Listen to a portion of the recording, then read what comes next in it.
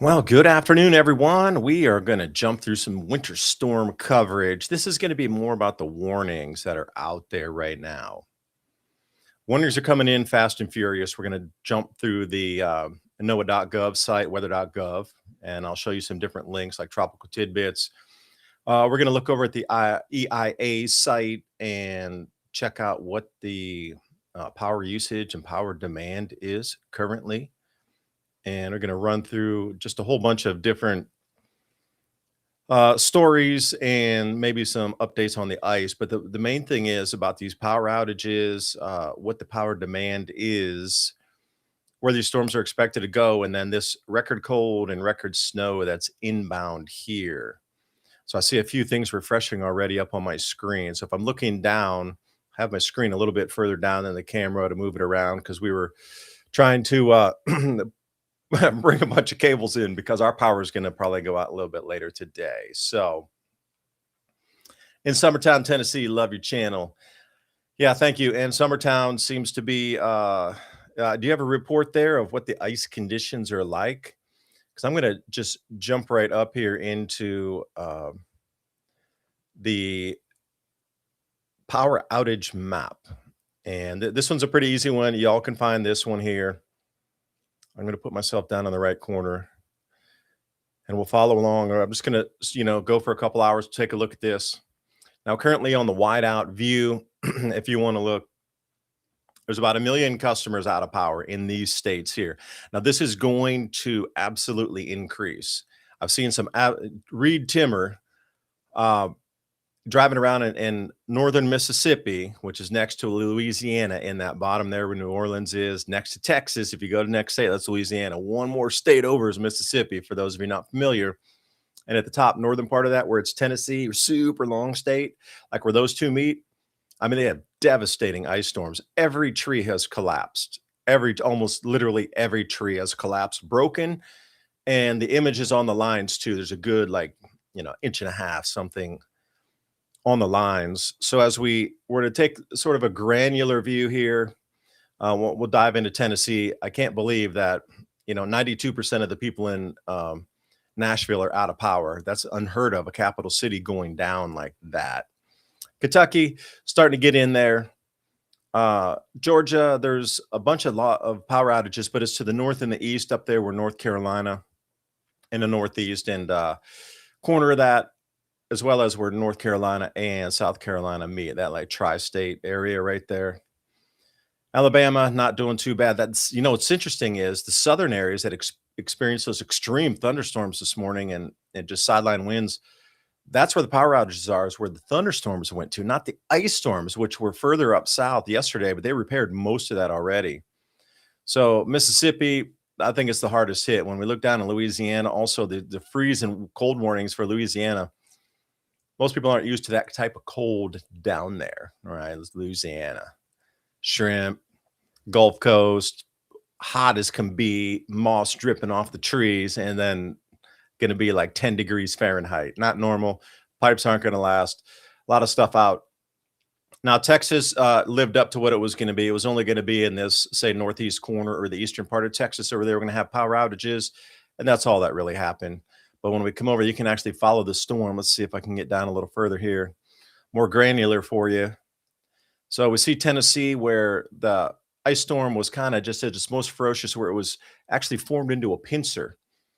And where that last little punch through, that's where all the ice storms came down in and knocked out power across the counties in and around Nashville. Now moving over to Memphis, Mississippi, a little bit south of Memphis, you can start to see the devastating power outages. This is going to take them such a long time to repair. Like Reed Timmer, if you check out his live view, I don't know if he's streaming anymore, but if you go back and look at the Mississippi coverage, it is going to take them weeks and weeks and weeks to get the power back on. I really haven't seen anything like that. I've seen some old pictures from the 1980s, maybe from the year 2000, some ice storms localized, but this was just like, is that even possible? Like I have a forest and we cut a lot of things with chainsaws, and we have had a lot of winds in our place here, our farm, and got trees knocked down and thing. But what I saw there was like trees bending in on themselves and like ripping apart from the inside going out. Like somebody grabbed the middle of a tree and just ripped it in half, and everything's hanging down from the ice on that. I just really haven't seen trees bent like that before. I'm sure, somewhere in a tornado there might have been something similar, but the way it was just so heavy on, just everything like just fell and cracked and ripped in the middle. Interesting. Go take a look at around some of these ice storms. Now, Louisiana too, as that storm was trekking from Texas going north, all the Louisiana northern counties there also are going to be, well, a long time getting fixed, especially right around northeast Louisiana where the dark red is. That so 5.6% of the state is out of power. Mississippi, 10% of all homes are out of power in Mississippi. Tennessee, we have 9% of all homes in Tennessee without power. So, looking at the wider scope, 10% power outage, that's a national news story or international news story. Imagine France with 10% of the people with no power, England, Scotland, whatever it is, Germany, 10% of the people in Germany with no power. You'd be like, whoa, that's huge. But like in Europe, these are the size of our US states. So, in context, when you're looking at that's crazy big. On the right side, we have the different electrical providers here. So if we do jump into Tennessee, I'm going to go here first because I know a lot of people are like, where are the power outages? Can I expect it? When are we going to get repaired? If you're listening on emergency radio on this one here, Davidson County, 91% of the people are out of power there. That is, if we go a little bit even more granular, we can find that's right where Nashville is. Then if we go a little bit further down to Hickman County, 94% of the people are out of power there. Houston County, 99% of the people in an entire county are out of power. And this is not some really remote area like I live out in Southeast Tennessee. Remote, I want it to be remote. I'm way out I'm at the last power pole and I'm at the last water main, and it's just hundreds of thousands of acres of forest behind me. I want it that way.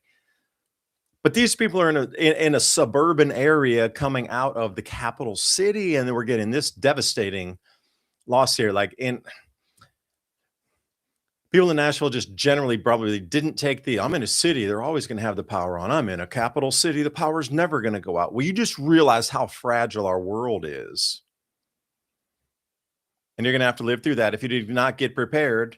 Perhaps the hipsters shopping at Whole Foods twice a day to go get their one-time meals will learn something from this. Now, what's interesting in Tennessee also, if you go to Johnson County, and that's right up near Bristol, and you cross over into Virginia, Motor Speedway's up there. 100% of the people have no power in Johnson County. So it's pretty wide and stretching. I thought Knox County up at Knoxville would have experienced more power outages, but pretty much everybody's still powered up there, which is nice and amazing for me to see, being down in this neck of the woods, as they would say. And let me go ahead and jump back here where we at, getting a little lost in the. All right, and then we go into Mississippi. We're going to take a look here. Everything is devastatingly out. 95% out. Shirley County, Issaquena, 100% of the people out there. Humphreys, we go up 98% power loss. Some of these 80% power loss. Holmes County, Carroll County. Montgomery's up above 90%, where Carroll County was 83%. So you can just follow it up 77%. But when we get up on that, the line there going in the other states, Memphis is just north of this. Benton County, 87% of the people are without power. So you can see what let's say a travesty is on this. And thank you for every single person that's tuning in right now. Winter storm coverage Sunday and Monday. We're going to get into the warnings here pretty quick. So the power outage, and this is going to be a long-term event for those of you in Mississippi and around Nashville, anywhere in Tennessee that you're seeing the power outages. This is not going to be fixed by like Monday afternoon. You're going to go 7 to 10 days without power. So again, people in cities, are you ready for such a thing? I'm not sure. East Carroll County, 95% of the people out. This is in northern Louisiana. And have come down Red River County, 88% of the people with no power. And you just kind of follow where the storm track was. Now, since these less heavily damaged areas like Wynn County is only half out of power, they're going to start and they're going to, come in from the north and south and get this repaired. For example, Louisiana is going to have power long before Nashville will. I know they're going to try to send crews over there, but you should see the streets. It's just a skating rink. And temperatures are forecast this evening to be uh, single digits. So none of that's going to melt off. So, crews can get in there if they have the correct type of tires and if they got chains and this sort of thing on there. I know some people here, old schoolers, were changing to stud tires. I can't believe it. One of my neighbors is like, I got the stud tires. And I'm like, aren't those things illegal? Didn't they get rid of those things? And he's like, oh, I've kept them. I keep them up. I put some kind of lubricant on them and thing. And I was like, what? You had these things since like the 1980s? He's like, yeah, why would you not want to? We live in the mountains, man. We're at the foothills. You got to have studded tires. And I'm like, the reason they made those illegal because they rip up the tar. They rip up the asphalt. My dad had these when we were younger too. And like late 1970s, I remember putting those things on the car. They had these little bits of metal that stick out all over the tire on the bottom to grab in. They're almost like crampons for a tire, but they did too much damage to the road. But I can't believe my neighbor still had a set of those. And are they dry rotted? Apparently not. He's kept good care of them. I'll have to get more information and bring it to you and see what kind of like a lubricant he was keeping on them, oil and thing. We didn't get into that deep a discussion. I was like, all right, I got to go, man. I got to get back to the house. But those are the types of things you want to have deeper discussions later on when you have not such an emergency going on. Backside of the storm's going to wrap around in East Tennessee. We're going to get sleet, freezing rain, and snow tonight. So if you're anywhere in Eastern Tennessee, so way up here where Johnson County is, that storm is going to wrap back all the way around, back through, let's say, Knoxville, all the way down to Chattanooga. It's going to wrap back in, and we're going to get freezing rain, sleet, and snow tonight for about 6 to 8 hours. Now, West Virginia and Virginia, this is more of a snow threat. They haven't gone down too much on the power. There's just a very few amount of people out. 37 Washington County going up there, 30-40% of the people. It's not tremendous like it is down near Nashville. So let's dive in here on the on the weather forecast. Now, if you're going to take a look at tropicaltidbits.com, and I was telling people yesterday, how do you get to this? We're going to the mesoscale, tropicaltidbits.com. You're going to come into the forecast models, and you're going to want to go to mesoscale. Once you go to mesoscale, you're going to find a NAM or NAM. I find the reflectivity and the granularness of this one, if there is such a word, far better than anything else out there. You can look at GFS models, you can look at European, whatever. But I've also zoomed in on the Southeast US in the quadrant of where this is. So I'm going to go ahead and start rolling on this one here. I'm not really going to speed it up too fast. I like to go a little slower so you can determine how fast you want this to speed by. You can see this is Monday at 0400 Zulu, which is 11 p.m. tomorrow or 11 p.m. tonight. We're subtracting 5 hours for Zulu time or Greenwich Mean Time. All of the maps are in GMT Zulu time. Greenwich Mean, subtract 5 hours if you're on East Coast time because of the time change. And look how unusual that pattern is moving offshore, and it'll restart the loop here for you. What we're looking for is this storm's clearing out and it's going to back in on itself. So as we come through the 1700s noon, and then the thunderstorms are coming through. But notice how in East Tennessee it turns into freezing rain once again, snow, and it's going to stick around, and we're going to get a bit of snow there until 1100 Zulu on Monday morning, which is around, say, 5 to 6 a.m. Then it'll start to clear out. But overnight, for at least 6 to 8 hours, we've got freezing rain and snow coming back in. And anywhere along the Appalachian Mountains there, definitely going to get a second. This is the wrap on the backside of the storm. So expect that on top of what you have. Now here, luckily, we got more rain than anything else. And it was heavy rain. Our creeks filled up in the back there. So for us, emergency water is the creek. Now it's been filtered down through the mountains, so it's not even that dirty. But we live in a sort of a more natural place anyway, not that much runoff. It's coming through the forest first. I know it's winter, not a lot of leaves to filter, but still the ground's not muddy at all going back in there.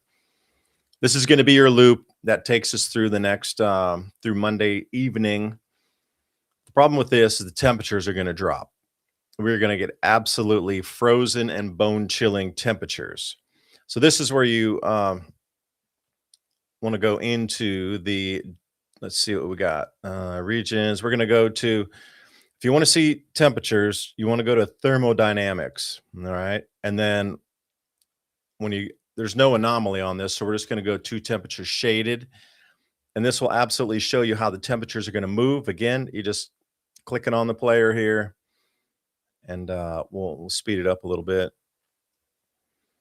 But how are these temperatures going to start sweeping in? You see everything that's blue is either in the teens or low 20s. Where you see that white, that's single digits, and you can see those single digits are going to roll through the whole Appalachian area here. Looking for Sunday, Monday, Arctic air mass. So anything that's wet. I know here in East Tennessee, North Georgia, Alabama, we got a huge amount of rain over the last 12 hours. That is going to turn to solid ice here overnight. If you look at WBIR, those guys over at Channel 10 here in Knoxville, they're calling it a flash freeze event. Think about woolly mammoths flash frozen in the tundra in, let's say Siberia at the time. Modern day equivalent, something similar. The temperature is going to go from where we sit now in the 40s down to single digits in under 5 hours. So wherever you are now, at least here where I am, we're going to top out at probably 6 or 7 degrees tonight. So see how that white starts to envelop this area that was all rainfall. It's going to stay around for a few days. Like tomorrow's highs are only supposed to be like 34, 35. It's going to be cloudy. That's not going to melt off. We got another day or two to wait for that before it does melt out. But the temperature maps here are, well, they speak for themselves. And you can just see how all-encompassing this event is. 2 weeks from now, we have another one that's coming. So if you think you were at the end of winter and you got the last hoorah for this, not even close. We're going to come in with another very large event here. So again, thank you for watching and tuning in wherever you are. If you're on Telegram, on YouTube, or if you're on X. Yeah, you live up in Johnson City. Used to live on Pine Street up there. Yeah, Johnson City got whacked. I don't know what that scorpion hook came in there and took them out. So let's read a couple of comments here as you're watching the map flow through.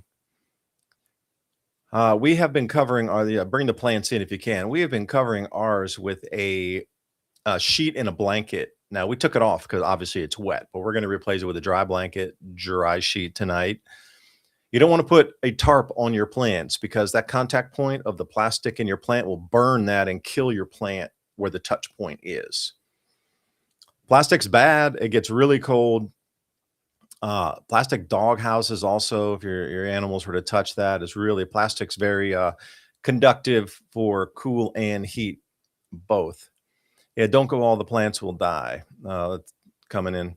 Our power just got cut back on. We went out at midnight. Okay, where are you at there? Coming in from YouTube. What's that? Bethpage 10 FC, been without power since this morning. Yeah, there's some areas that are much harder hit than others. Show me state. Come on. Oh, it never rains in California. Oh, except the record rain and record snow and arc storms. You are kidding me, right? You got more atmospheric lows coming in there this year than any other time in history. Your reservoirs are full. The snowpack's above 400 inches, and it's at the top of the band on the meter. I just did a video last week. It pegs out at 3. They made a new chart. It pegged out at 400 inches deep on the snowpack, and some people are saying it's up above 700 inches now. So it never rains in California, except this year when you had multiple arc storms and 500 plus inches of snow. David, I did. Okay, this is a funny one. They wrote me a message and said, we're going to go get a grill up at Walmart. And if anything happens, we're going to grill our food with charcoal briquettes. And I was like, it's the middle of winter. They probably only have 1 or 2 grills in the whole Walmart. Good luck finding that. And I did find plenty of grills to choose from at Walmart. One was $80. The other one is still $148.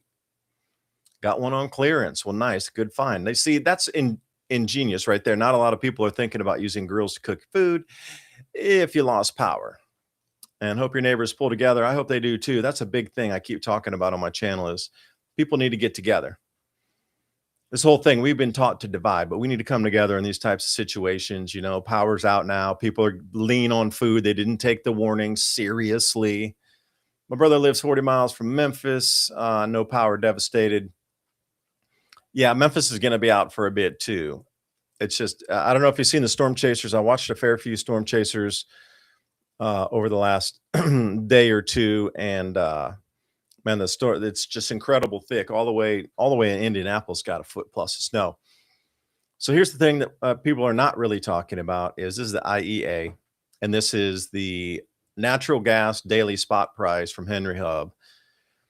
So during this storm, you can see it went from approximately $3 all the way straight up to 8. Energy companies are going to pass this on to you as the cost. And also the bidding of the price in wholesale on a megawatt, that is going to ramp up in prices. It always does as companies, regions are bidding in on this. And a buddy of mine, Kevin, sent me this one here. This is EIA.gov/electricity grid monitor. Anybody who wants to follow along here live on this one, EIA.gov/electricity/grid monitor. Now, this is an interactive, so you can see the different power providers. And the reason I would tell you that, so I can zoom this a little bit, is your power price is not always your power price during these emergencies. If there's not enough power, they're going to bid it up and get it at any price to provide into their grid, which means at the end of the month, when you get your bill, they're like, oh, it was an emergency. We paid this much extra for a gigawatt or a megawatt or whatever the purchase is on that bulk power. Oh, wait, our transmission line crew, they had to work overtime. There's going to be all these extra costs that are being associated with your bill this month. So, if you're in Memphis and your power goes out for 14 days, or Nashville, can you say, hey, I'm not going to pay my bill for half a month because no, because the repair crews, transmission line crews coming in to work all that overtime is going to be put into the bill too. Do you think these power companies are going to lose money? Are you insane? They're just going to pass the cost on to you. So speaking of TVA, it loads up and it shows now our grid down here is going to be 35,000 megawatts. So we're pretty far away from going grid down in terms of electric pulling on the total grid, like we went down a couple of years back, total blackout right around Christmas, and it lasted on and off as a rotated power for many a day. So you can see right now it's 2% up from the prior hour. So people are going to start cranking on the heat. Now this is going to rise significantly into the 30,000 range as we go through this evening.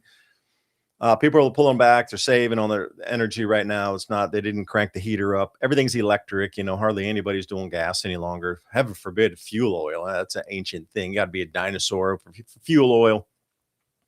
Mainly in the Northeast, but down here, that's pretty much been stripped out. You don't have the choice any longer. You get your LNG or whatever, propane delivered in big 200-pound tanks and thing out here. But otherwise, you're pretty much on electric.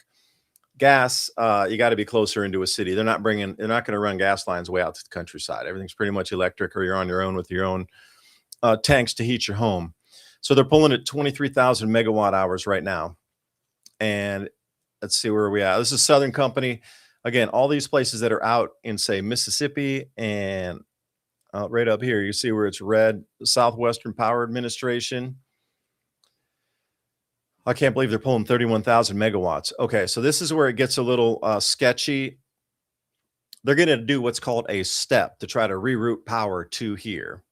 Now, when we went brownout and blackout in Tennessee, according to my friend Kevin, who's deeply into this, he said and wrote me a message earlier that there were 50 plus steps into rerouting.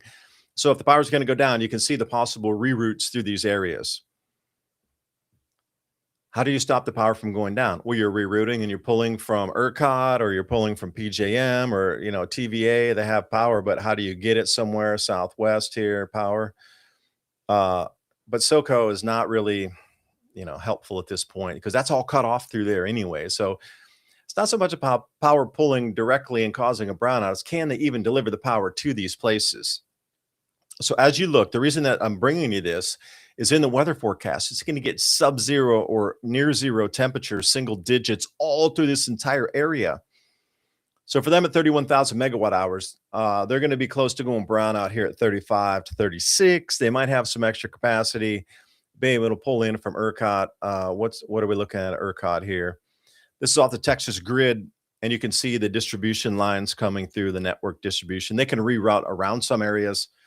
ERCOT, remember, was it 2021?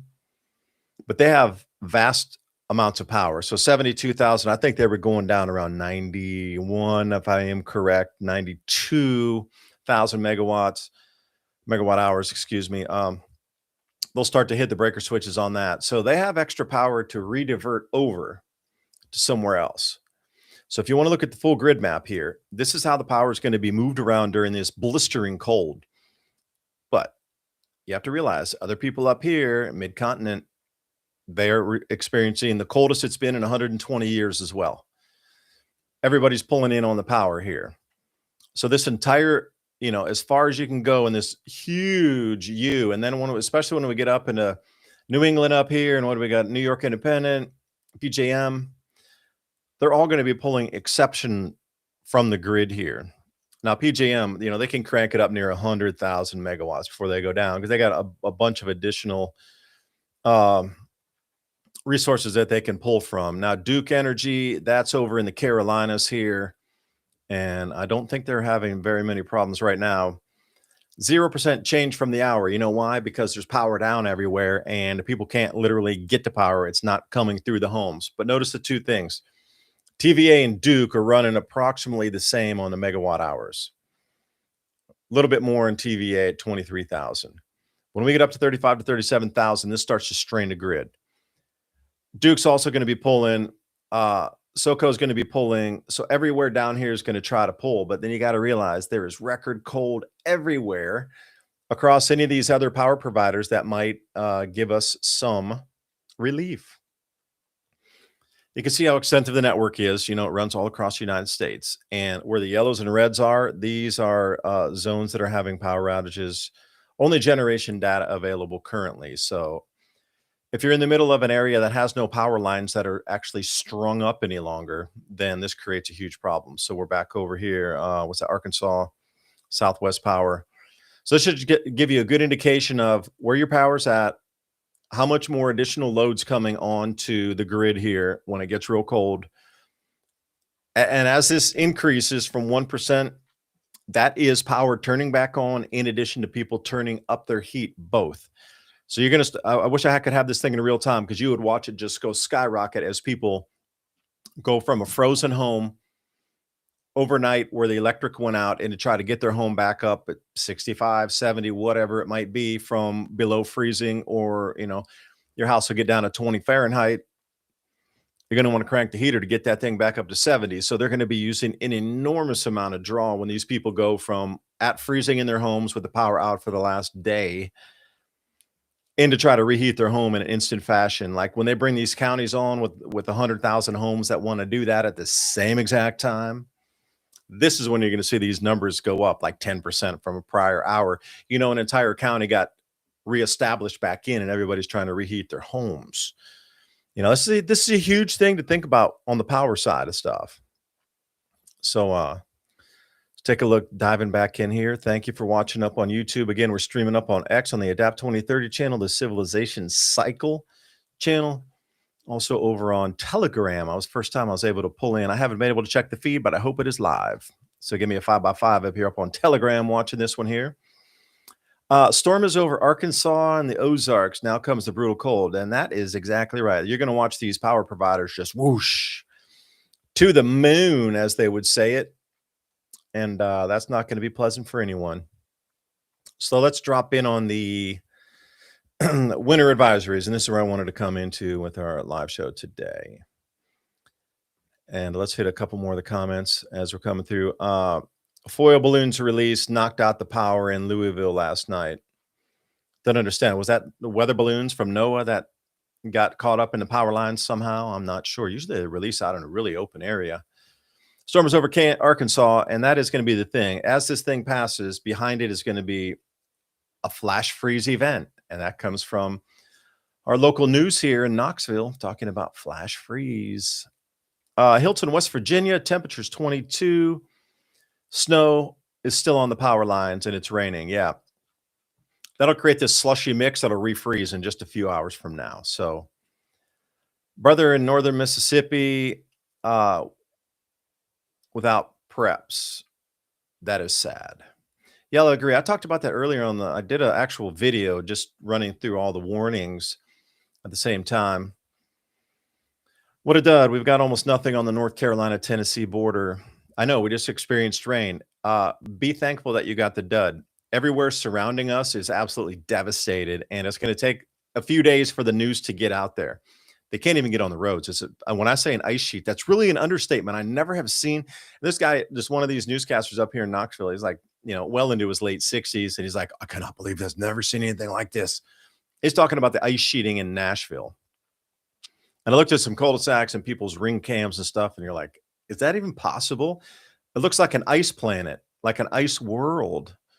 Interesting. But be super thankful and just so grateful that we didn't get crushed by this, because you know how long it would take for them to get way out here in East Tennessee and Western North Carolina to get fixed. Damn, there'd be like hundreds of thousands of trees on the power lines. It would take us weeks, plural, to get anything repaired.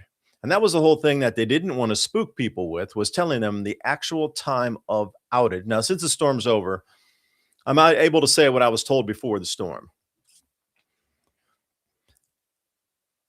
They were telling people initially that they would be out of power for days. Okay, that's not a lie. Days, but in your mind, you're like, okay, that means 2. But in reality, they were looking for 3 to 5. Now, as the storm got closer in, they started to adjust it. Because if you're going to tell people your power is going to be out for 2 weeks, you cause an unnecessary panic. If you tell people your power will be out for 5 days, you create an unnecessary panic. I could see why they did it, why they didn't want that information out. They were just super general all the way through Georgia and Tennessee. Power is going to be out for a day or 2. They didn't want to cause a mass panic, because if I would come on the news and go, your power is going to be out for 14 days, there would be fistfights in the stores. It would just, society would come unglued. So you can see why they're not talking about magnetic field collapse and these sort of things on our planet right now, because, well, that would do the same thing, but on a global level. If they're lying to you about the days that they knew in advance your power was going to be out just so you wouldn't riot and cause panic in the stores, lied straight to your face on how many days the power would be out. What do you think they're going to do it globally and tell everybody, hey, you need to start growing your own food? By the way, the yields are significantly, well, some forecasts are putting 20% less crop yield this year. You should go grow your own food. Oh my gosh. That would panic everybody. I used to be on the fence of, man, we need to tell everybody, but now seeing, over these last 10 years of how people behave in just, grid down situations or power outages or in national emergencies, I'm kind of with them now. You just don't want to tell people, because they're not, those with ears to hear should get the message. In Kentucky, can't believe my electric is holding. Yeah, it's going to hold up for a minute. I don't know where you are in Kentucky, but right along that border there with Tennessee, which will go through some of these. Oh, thank you for Shaky Lane. Thank you yesterday as well. Pair character exaggeratedly stretching his arm to offer a cup of coffee. Hey, I will join you with the coffee here. I got sorghum and coconut oil in mine. So cheers to you for that. If you didn't know, when you add coconut oil to your coffee, it binds to the caffeine and it burns through the oil to release into you. So if you don't have any oils, and I know people who use avocado oil, some people use olive oil, just depends on your taste, literally your taste of what you like as oil. I saw some people using macadamia nut oil in Hawaii as well. The oil will bind with the caffeine, and then it's a super slow release, because if you don't have the oil, it just goes right through you, and you're up and down. But the slow release will extend that out. Like a single cup of coffee could last up to 4 hours in your body. Just a FYI for those of you who like coffee, want to keep it up, and something like that is. Yeah, it's going to single digits in Tennessee for the next 3 straight days. That's the whole thing. It's not just here. It's going single digit everywhere, even in North Mississippi. And they're already down in the power. Like that ice is not going to melt off the lines there. And, Reed Timmer, again, shout out, dude. Thank you for going up and showing all this stuff. It was absolutely devastating, especially around Oxford, Mississippi, where Ole Miss is, that place. And that's imagine a whole university campus, right? Completely out of power for weeks, plural. And, students, how prepared really are they is the question. Or how prepared did they get? They got dorm rooms and things. How much between 4 dudes living in a room, how much extra food do you think they really have? I'm sure they got tons of bottles of liquor, But do you think how much food do they have? People are going to get hungry. They're just not, the power won't be there. The cafeterias can't open. I mean, just in a super microcosm of a university going down in power for 2 weeks, you just put it in that perspective for a minute. Now go to a large city like Nashville, that's going to be down for a couple weeks or a week, 7 days. I mean, the crime's going to get off. People are just going to flare off after day 3. Now, day 4, generally in grid down situations, according to a lot of research that, in papers I've read and people who've experienced this before and those who've been in war zones and thing, usually on the 4th day, it starts to really fall apart. Like day 1 and 2, people are assessing it. Day 3, people are getting a little skittish. They're trying to move around, grab resources. Day 4, if you didn't eat after day 4, you're hungry, you're angry. And if your kids don't have food, you're going to do anything to feed your kids, right? So day 4 gets real sketchy. Day 5 is absolute serious danger to be outside. You are a walking target at that point. Day 6 forward, it's beyond the Mad Max zone. And, how prepared can people get? And can it even unthaw after the first 3 days, We use motor oil. Yeah, I saw some video of a guy the other day was doing perlite and denatured alcohol. And the way it would burn, because denatured alcohol is really clean burning blue flame anyway. And he added in the perlite, and he was using an old paint can. So he filled his paint can full of perlite, vermiculite perlite, and filled it near the brim of denatured alcohol. And that thing burned forever. Gave him this nice blue flame, heated up his greenhouse. And there was because they use it for marine fuels as well, for like in stoves inside closed cabins of boats. So that's the whole reason they were using that. I don't know about motor oil, if you could be a little more specific on what that might be. 86 degrees in Florida. I'm never leaving here. Where do you think you could go beyond there that would be nice and toasty warm? Maldives? Maybe. Caribbean somewhere? Maybe. YOLO.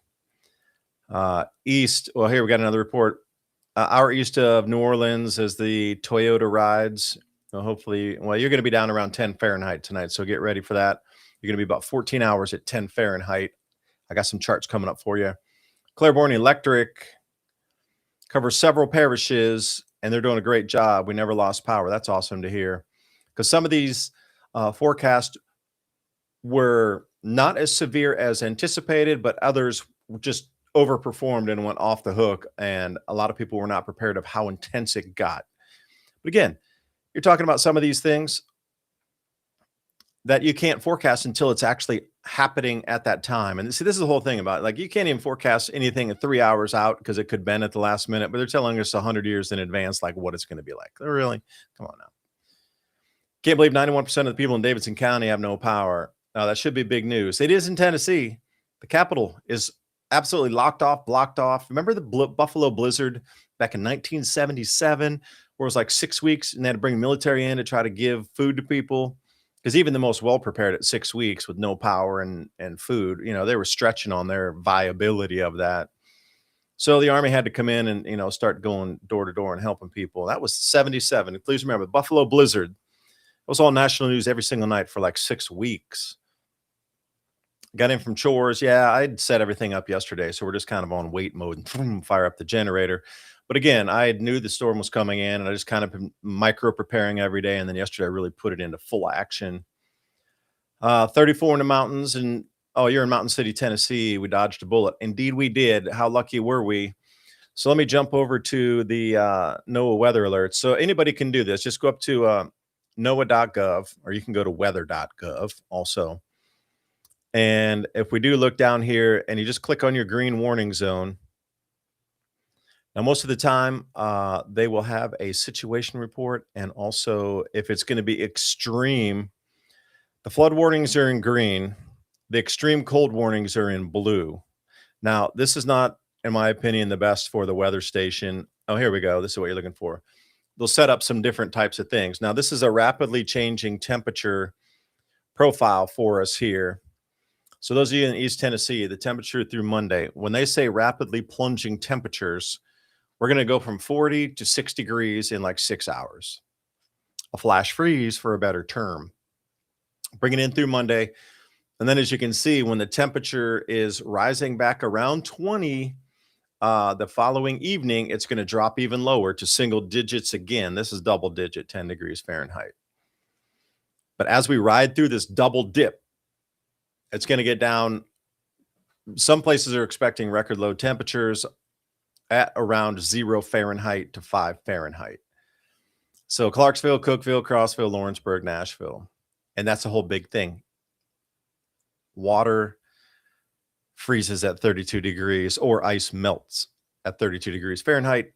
But if it's 33, it's not really all that vigorous of a melting. Oh, wait, I got to share this tab instead. My bad. I forgot that it pops off on itself. Note to self, every time you click on the map, you have to come to the next screen because it opens in a new tab every time you do that.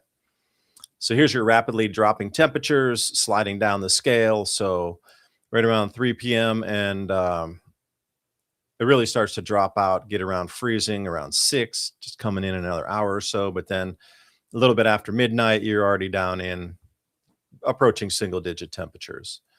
So Nashville is not going to have any relief of the power going back on for some time. The ice needs to come off some of the lines and crews aren't going to be able to get around. And if you've been in Nashville, you know it's kind of hilly in there too in some areas. So how are you going to get up those hills? They're going to have to go all the way around. And there's a lot of elevation rises and declines in that city. It's not like other places, say in Spain somewhere, where you're up and down, up and down, up and down the hills or whatnot, but same but different. All right, so let's turn this one back on again here. We're just going to jump through a few of the different warnings. And for example, up here, I think this is Duluth Weather Bureau. I'm going to share this tab for us instead here off Duluth. Yeah, they have an extreme cold warning as well in Duluth. So just to put it into perspective, you're going to click on the weather story here. One more bitter cold night. Okay, temperatures are expected to get in. I remember the wind chills were around 60 Fahrenheit below 0. Oh, yeah, here we go. So the wind chill is 41 degrees Fahrenheit below 0. So that area in the red dotted box is an extreme cold warning. Extreme cold. Can I click that on there? Yeah, there you go. So the red dotted line, what's that? Grand Rapids, 38 Fahrenheit below 0. Yeah, that's a sub-zero. And Duluth as well. Like, it's a little cold for my taste. I just don't think I could do a winter up there. I really don't. In Canada too, I just can't handle 30, 40 Fahrenheit or Celsius in Canada below 0 temperatures. Not for me. I'm more of an iguana lover. I'll kick it down over into Florida there, I guess. All right, so let's run through what kind of more warnings do we have over here. So we'll come somewhere around the cold weather advisory here. This is out of Memphis. Let's share this tab here because again, it keeps doing that, jumping over to a new tab every time. So if you're in Memphis, this is your extreme warning here. I'll wide that out for us. It's going to get down single digit and it'll feel like it's 15 Fahrenheit below 0. So when you're around Memphis and that Holly Springs right there, and you get further south, Oxford, that's all that North Mississippi devastated ice storm area. They're not getting power back for a while. Memphis is also down. And as you follow up to Parsons there, that area is all down in power too. We just looked at the outage map. And let me jump back over to the outage map, share this tab, and let's see what we can find in terms of what we're looking at on the map for that. So that same area in Mississippi that you were looking at is all this red right through here. And if we're coming down with the warnings on that for the extreme cold in this area here, that's the same area that you just saw on the map here with my cursor coming up from the south to the northeast, from the southwest to northeast, going this direction over Oxford and Ole Miss there, up and down. So the extreme cold warnings are out on that. Let's jump back in and see where this is going to take us. So all this blue is just varying degrees of extreme cold warnings. Let's go down somewhere deep in Mississippi. Let me see if I can see southeastern Louisiana. Let's see what we can find for cold weather precautions. Let's share this up here. Partially, potentially dangerous. So there's going to be a little more freezing rain on the tail end of the storm. And here we go. This is what you can expect here.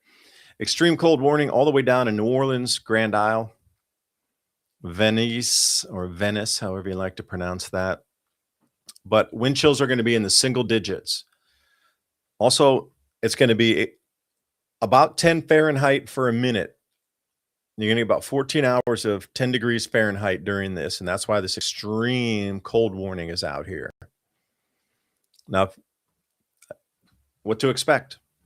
Morning through afternoon. A lot of people in this area in Baton Rouge and New Orleans, they're not used to these kind of temperatures. So take it seriously, bundle up, try to stay inside. Because you imagine if you're living in Canada and you came down here and you got 10 degrees Fahrenheit for your temperatures. Now, I was wondering if I can find an actual warning for that. Let me zoom in a bit here.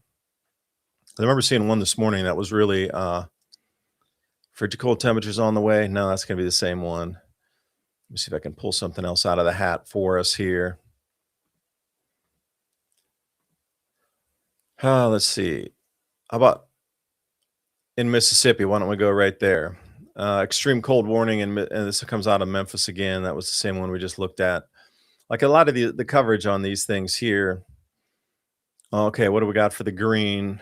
Let's see what we have. We're going to share the tab. All right. So if you're in Alabama, there's Huntsville right in the middle of that. Dangerous wind chills. Here we go. We got a weather advisory map for you.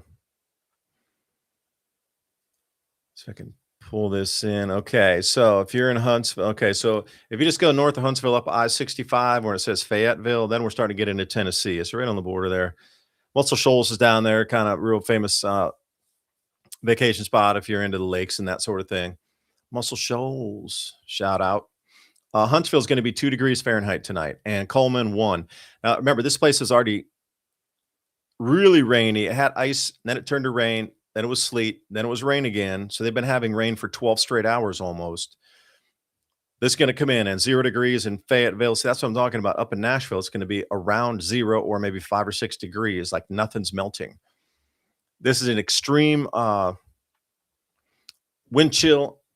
Although wind chill, I thought those were on the ground 2-meter temperatures. What the hell, Noah? What are you doing? You're supposed to be putting real ground temperatures in your maps here too. All right, so that was my bad. That was only wind chills at 2 degrees, not actual on-the-ground temperatures at 2 meters. It'll be an apparent feel, but the ice still won't melt, so that's the whole thing about it. Temps are going to be below freezing, obviously, for this time. So most times when you're looking at temperatures, looking at the 2-meter or just ground temperatures, and this one seemed to have snuck that in on me with just wind chill on 2 charts. That's kind of rare that they would do that. Normally when they're putting out these advisories, they put the ground temperature and they put the wind chill temperature. It's really rare to have 2 wind chill temperature maps on top of each other. That's what threw me off there. I'm wondering why they would even do that. And if we get down toward Metro Atlanta, severe weather, Georgia, additional ice totals. Here we go. Let me share this one up for you. Yeah, the additional ice. If you're down near Atlanta, if you're planning to fly into Atlanta, this is another thing. The ground crews can't even get there currently. The de-icing efforts on the runways, solid. Atlanta's very, top-notch for these sort of things to get your travel, get it on. But everybody's so iced in, socked in, just an amazing amount of auto accidents everywhere. Travel is either at a snail's pace where you're going like 2 miles an hour or just not available. They had some freezing rain on the roads there too. Multiple accidents. Now the airport is to the south though, which is a good thing.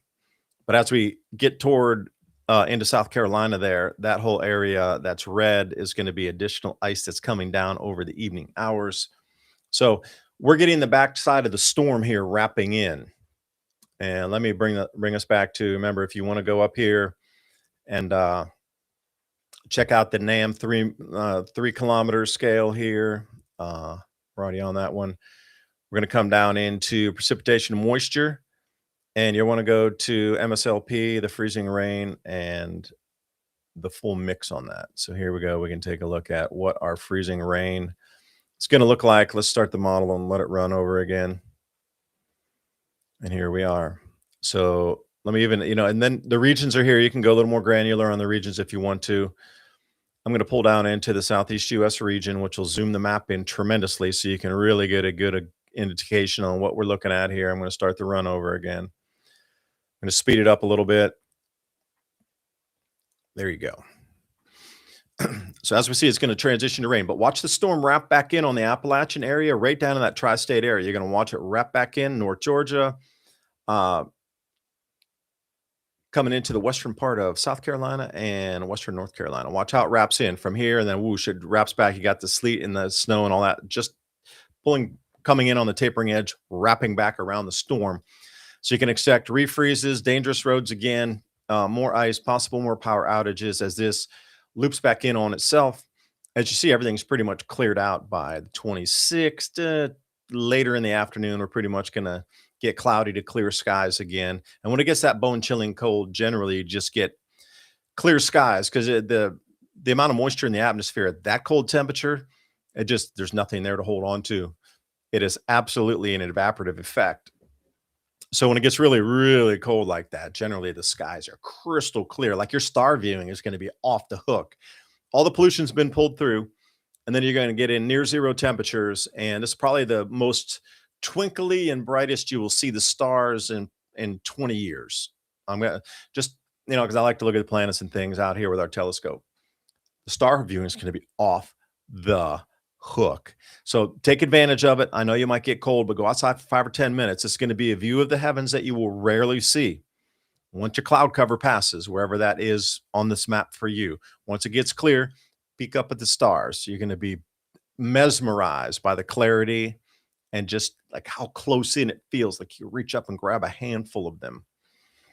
So that's the whole reason with the Georgia advisory coming back in again, that they're still going to get the wraparound on the ice too. And we will hear up around the eastern edge of eastern Tennessee and western North Carolina. So as we do jump up into western North Carolina, let's see what they got for their advisories up here. I'm surprised. Usually, oh, there it is, weather story. You want to look at that. It'll give you several different tabs to look at in terms of. So you got the ice and the hazards again. This is going to continue through tonight until tomorrow morning. So any of you out in like Greenville, Spartanburg, up into Asheville, all that whole western North Carolina over here, east in places like Sweetwater and these smaller towns, Athens, etc., along the eastern Appalachia here, or western side of the Appalachian going east, you're going to be looking for some incredible amounts of still frozen rain precipitation coming down. This one here is going to take the additional at the end of the storm wrapping around. This is what you're going to look for. Another, 1/10 of an inch, maybe a 1/4 inch coming through. And finally, it'll turn to snow. And then that'll be the end of the advisory and the cold watches. So here I was mentioning Asheville. That's where we're going to get in. Now, through these areas anyway, the amount of power outages, because if you know that area, it's just lines tucked along the side of the road, enveloped by canopy of trees. Everywhere it's green. So with the freezing rain bringing those tree branches down, there's probably thousands of miles of line that are off, literally disconnected from the poles. It is going to take a minute to reconnect. Now, I'm not talking about transformer, substation, generation, transmission, etc. I'm just talking about the power lines that are coming to your house. Those are going to get disconnected, literally. And they got wind chills again below 0 at 5. So how long can a crew stay out there to fix? They're humans also. They're subject to weather and cold just like you are. Imagine you're 5 degrees Fahrenheit below 0. It's whipping wind. They're up there. They're working for a couple hours. Those guys are going to need to come in and warm up. And if there's 5 guys, 10 guys out there, they're going to be rotating in crews. It's not going to be all 10 people working at the same time continuously for 24 hours trying to get your power on. They're going to freeze themselves. If it's a little bit warmer, they can get a lot more people out there. But at these kind of sub-zero temperatures, they're going to be rotating who's in and out and who's warming. So it's not going to be as fast as you might think it will be. And we got the extreme cold watch specifically, but you're getting a little bit higher elevation when you're getting up in these areas here. Once you get past Robbinsville, you're starting to climb and get in up and around the mountains. Like I-40, I don't know if you've driven that. It was closed off for a while after Hurricane Helene, But the Judicula stones up there, they saw the plasma discharge looking west, and that electric sculpting that you see right here in East Tennessee, that was viewed. And there's a famous stone up there that all those plasma petroglyphs they had put on that, and that was called the Judicula stone, which I might want to bring it to you. So let's see if we can find it. It's Judicula. And let's see. Oh, of course they would have it. Judicula stone. So this is up off I-40, and if you do decide to run up there, this is what it looks like. And you might think, well, that's only a little tiny stone, isn't it, David? No, it's not really. It has a viewing platform, and it's pretty large. So this is what they had seen as electrical discharge over East Tennessee. If you look, there's a clear demarcated electric sculpting event here just on the other side of the Appalachians. This is what they witnessed, and all of these are electric petroglyphs, plasma petroglyphs. Those are highly electrified sky phenomenon now that we can recreate in plasma laboratories, but every single one of these is recreatable in a plasma lab.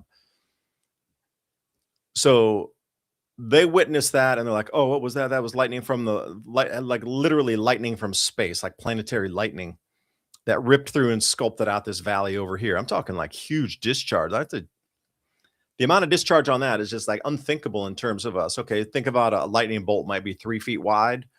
This might be what happened that they witnessed might have been 30 miles wide. That's a scale, not 10 or 20 or 100x, but millions of times larger than anything we've ever seen ferocity-wise here in lightning strikes. Millions of times larger. This is what they witnessed. And I'm wondering what our planetary magnetic field would have been like to allow that sort of event to occur, that they could see it and then drop that in place there. So that's just off I-40 as you're coming up through before you get to Asheville. So you're coming up in elevation. If you've been there, you know what I mean. It does climb into the mountains there, and everything's really windy. It's just like East Tennessee over here in Appalachia. It's just like S-curve roads everywhere. Luckily, our power did not go down as much because it was rainy here. But anywhere, you know, as you're climbing up the mountains before you come back down valley again, Waynesville, Asheville, Barnesville, Newland, these whole areas, Robbinsville. And if you go on the other side, coming down there, you come over to like Hot Springs and that whole sort of area as you're climbing up Cherokee National Forest, Smoky Mountains National Park, just as you're going up into the North Carolina side over there. This is what I'm saying. Anywhere power lines are in there, they probably got dropped on the ice, and it's going to take, you know, multiple crews, multiple days, weeks to get that all re-repaired and reconnected. I mean, they were just finally coming out of Hurricane Helene damage. And now this adds on top of that. Vicious. So let's jump in. Where else do we want to go here? Indiana. We're going to pop up here, maybe near South Bend somewhere. Let's see if we can find that. Northern Indiana. They should. Oh, there it is. A weather story. When they have this, and multiple warnings are out at the same time. This will allow us here. Lake effect snow. Probably in South Bend, that sort of area, you're going to get a huge amount of lake effect snow coming off there. Dangerous cold Monday morning. And here's your wind chill feeling. They still don't have ground temperature on here, which is surprising. Usually they have both. So cold weather advisory should have ground temperature 2 meters and then 6 feet, and then minimum wind chills. So still around South Bend, 11 degrees Fahrenheit, below zero, sub-zero temperatures going all the way down Huntington. Anywhere you see there, these are kind of rare anyway. You know, it gets cold and snowy every single year with lake effect snow and cold and everything. But to get brutal cold, like dangerously cold wind advisories and cold advisories in these areas that are known to be cold places in winter anyway, just makes you think, like, this is some of the coldest that's going to be experienced in, get this, 120 years is where we're sitting on this. Oh, I didn't need to share the tab. My bad. These are some of the cold areas. But think about that. Once in a 120-year cold event is like sweeping through and following up behind this storm here.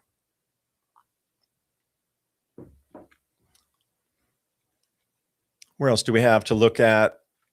We're going to be in Kentucky this time. Paducah Weather Bureau is putting this one out. So what do we have? Oh, with this amount of warnings here, this is a biggie because they got 5 on the top there. You're streaming 5 different reports. So the first one is going to be, let's see here. The snow total amounts, as you can see on the left, 14 inches, a little more than a foot. Going to make travel hazardous anyway. Winter storm is winding down. I totally agree that it's going to dissipate and you can watch it move. And as we looked at on the charts, you could see where that on the forecast here, once again, pull you over to, oops, where'd that happen? This coming. And a lot of times it won't let you zoom it out. So I tried to, but oh, there it is. It gives you a sounding. So to show you the temperature, this is where the weather balloons are, and they'll give you the sounding of where you are, pressure hectopascals, or like millibars is another way to look at it. Once you're at 10 millibars, you're way up like 87,000 feet or something. But the further down you get there, like 1,000 is considered ground temperature, 500 millibars, about a mile up, just depends on where your pressure ratings are on that with the temperatures. And you can go up to like 850 millibar, you're like 5,000 feet, or no, a little less, 3,000 feet. You can see the clearing that's occurring really quick. And I was referring back to the Paducah map here off their Weather Bureau. So as it comes through the end of the day today, it's going to start to clear out because it's moving to the northeast. And then all those areas like Maryland, Washington, D.C., New York, Delaware, they're going to get smacked. All snow. But be aware, this wrapping snow event and freezing rain once more on the entire edge of the line of the Appalachian chain here in Tennessee up into Virginia. We are going to get hit once more slightly, and then the storm will end. But you can see it's already passed out of the Paducah area totally, and we're still getting a wraparound here off the Appalachian. See, the storm's stalling right over the mountains there. That's what's happening with that. And let's take a quick jump in. Let's look at the power map once more and see where we're sitting on that. Now, these will change subject to the amount of power outages. Doesn't look like we've really added too much. But yeah, Nashville Electric. Let's see where we sit with Nashville, capital city, out. Robertson County, 87% of the people without power. Oh, okay. So Davidson County dropped slightly. Remember, it was at 91%. Now it's 88%. So put this in perspective. It takes them about 2 hours to take 3% of the people. So you're about 1% per hour. So you got 88 hours approximately until the power would be fixed, if it could. But I'm sure there's more severe areas. I'm sure the easiest low-hanging fruit, no pun intended, were the easiest to repair, so they repaired them first. But if you're going to track this at 3% over 2 hours, then do the math. 88 hours. That's longer than 3 days. So you could jump back in and take a look there. Let's go back onto the warnings map for just a moment. I'm curious what's up here in Colorado. This comes out of Boulder. Share this one here for you. Oh, what do we see again? Cold warnings, right? Winter weather advisory. The cold looks, let's see, chilly up there. Oh, Fort Collins, 1 to 2 degrees. Oh, wait, those are inches. My bad. Again, some of these charts. Storm totals. Okay, well, that's not really an incredible amount there if you're only talking about 2 inches. But where you get into that blue, it's over 6. I don't even see anything yellow on the map that would indicate a severe snowstorm in Colorado that has taken over there. But with the winter weather advisories coming in, that's where that sit. Light snow this afternoon, this evening, for those of you in Colorado. Foothills, Palmer Divide, 1 to 3. Yeah, there's really nothing egregious on this map here. It's just an advisory. It's not even, say, a warning. So it looks like the end of the winter storm is occurring out that direction. But let's head somewhere. I want to go to let's go to northern Illinois here and see what's happening. Share this tab one. All right, here we go. We got the weather story once again happening. Bitter cold temps this week. Here we go. Zooming out on that. What do we have here? So 20 degrees below zero for the wind chills. Okay. Lowest wind chills Monday morning into Tuesday. So if we're taking these, Sunday is on the left, Sunday tonight into Monday morning, Monday to Tuesday is on the right. And you can see temperatures warm up significantly from 20 degrees Fahrenheit below zero. If that's a warm up to 6 degrees. So you added 14 degrees of warmth in that, quote unquote. I can't believe it. Oh, that's funny. We'll leave that on for just a second. Let me read a couple more comments. Where are we on here? 34 in the mountains.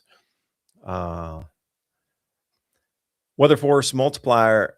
Yep. Owning the weather by 2025. I do not maybe want to go there in this broadcast, but the storm seemed very strange the way it formed, intensified, overperformed in certain areas, underperformed in certain areas. None of the models were correct until within minutes of these storms arriving. Then it was in play. So we're supposed to have AI helping us with these models. We're supposed to have everything else under the sun coming in to allow us to have the best forecasting ability ever. And then still we sit here hours before storm arrival and they still haven't gotten it correct. Do I want to pay a global tax for that? No, I don't. If you can't tell me 2 hours before an impending storm's here, like really what it's going to do, I'm not believing your hocus pocus, whatever that might be. Did I mute my mic? No. Is my mic on? It should be on. That's scary. If it is, no, default mic on. Please let me know. Tap, tap, tap. Found one of my propane tanks. Use that. Awesome. Firewood rules. Yes, it does. Before the storm, I took a couple of days before I knew this was coming in, I wrapped my firewood in my pile to make sure no snow, no water got on it. It's just laying out there, drying up in the field anyway. We've got a big old stack about 10 feet long, couple cords at least in there, all split, ready to go. Covered it up, make sure it was watertight. Because when you burn hardwoods in a stove, if there's bark on it and the bark absorbed water, or there's snow on it, it smokes a lot and your heat is not there. You don't get the burn that you should. And that's the way it is. You got to keep your wood dry. And yeah, I would say something about this as well. Crazy. The energy efficient appliances are here, yet we're worse shape. Because I remember everything. My grandparents had those old clunky refrigerators and everything worked, never went out, never broke, never had when you bought a new one, never saw a repair guy buy their place ever. They never talked about machinery breaking, any types of appliances breaking. In the 50s and 60s, that stuff was built, to last for a lifetime. One purchase for your life. Now there's planned obsolescence in everything. Terrible. All right, so how's Duke Energy? Well, I don't know. Why don't we go take a look here and let's see what's happening at Duke Energy. See if the demand has increased since that time. Now, remember, this is an interactive map where you can just slide it over. It's kind of like Google Earth or whatnot. We're on the Midwest here. Got to wait for it to load before I can jump directly into Duke. Over on the side there. So they don't have, they'll load that up there. Yeah, there you go. See, Midwest, they have a lot more to pull from, and their usage is far, far, far larger than like TVA or Duke. So we can see how much the loading percentage was over. So the higher the load coming on, people turning up their heat in their homes. Yeah. So nobody's really been reconnected. So you're at static. You're nowhere near remotely possible of going to a rolling brownout or blackout. You got to be above 30,000 megawatt hours before you even get any danger from that. And if people like at SoCo down there are not pulling from the grid, they can just reroute that up there so fast, provided your lines are still intact. Right. So it's not in other areas too, where the storm passes. If the draw is not so vast on their grid, then you can push the power right up to you. So here we are again. Going to take a second for it to load. There you go. 2%. We're down here. They have a lot more generation capacity and then like say TVA does, for example. So SoCo, they're going to be somewhere about 45,000 hours or 45,000 megawatt hours before they get in any danger of going anything remotely grid down. We in East Tennessee here, TVA, we're at around 37,000 megawatt hours before we would have to start thinking about anything browning out. So still in very good shape in terms of generation and actual transmission. Nowhere The only reason your power is out is because your lines are literally down. That's the only thing you're looking at there. Maybe we can go a little more granular here. No, can't do it. I guess these are the large transmission, the bulk transmission lines on this one. So let's go back to some of the warnings here. I'm going to share this off. Let's see if we do go further toward, let's jump up toward Washington. Oh, the Baltimore, Washington office. Their weather story, if you're heading east, all this is going east. Yeah, that's so interesting that they're just like, ice and snow, take it slow. They don't even give you the forecast. You got to go to Weather Bell or something where they give you the decent snow totals, or some of these other more say in-depth charts here. I forgot to share that again. Damn, this NOAA map. Come on, man, stay in the lane. So stop sharing on that one. Let's see where else we're gonna go here. Let's jump into Eastern Tennessee. I don't know if it's high wind warnings are coming back again for y'all. So through the rest of the evening, high wind warnings are going to be on here. So get ready for that. 25 to 40 with gusts up to 80. That is going to be the back wrapping of that storm. So you're going to, me too, we're going to get this pelting rain and snow, more freezing rain. You're going to get snow on top of that, some sleet. And this is going to wrap from west to east. It's not going to get that northeast pattern. It's actually coming from the northwest down to us. So again, it's like that anti-clockwise. That's where it's piling up on top of there. And we would expect, winter storm warnings again from, let's say, 6, 7 o'clock tonight, all the way through. Now, the wind was cranking today, cranking out in our field earlier today. Arctic cold, the temperature tell you to get ready. We'll look at the black ice warnings here. Even a very thin sheet of ice and you're off the road. So buckle up for that and really be careful. There's no joke. Like some of these, here we go, the Sugarlands. So this is giving it Mount LeConte up there where the lodge is. So Cades Cove, I'm sure that's, if it's not closed, it should be. You can't have people driving around. Although you drive super, super slow, I highly suggest anybody ever get a chance to visit Cades Cove, man, it is such an amazing spot. Bring a picnic, go for a walk, maybe do a sliver of a hike, but get into the middle section of the open field. Like there's a cross connector road. I forget the name of the road that cuts through the middle of that place. Drive down that road and pull off to the side and go walk through the fields. Like nobody's ever out there. They're always on the main road looking for bears and stuff. But I am telling you, Cades Cove is a gem of a gem. You must visit that place. If you're into nature, if you're into views in nature, how they would say in French, voila, or something like this. Awesome amente. But the Arctic cold's coming back. Temperatures this week, I'll wide this out just for a little bit of thaw potential after this rain, sleet, and snow, freezing rain comes back to us again. So even going up into Virginia, the temperatures tomorrow, Monday, they're not really going to get above freezing. Tuesday is going to be even chillier in the evenings, like 4 degrees Fahrenheit, 6 degrees. Like all those are single digit temperatures except Nuga down there, Chattanooga, a little further south down there, right on the Georgia border. So any of these temps are not going to you're not going to have a chance to unthaw until you get into Wednesday, really, and maybe even into Thursday. The 33 degrees is not what I would call, again, vigorous melting.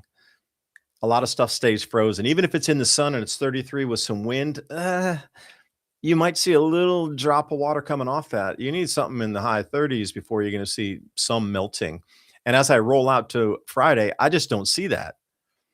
So all the way from Sunday to Friday, whatever you're locked in ice, it's really not going to have a chance to melt off. So these next 5 days here, just be prepared to be ice.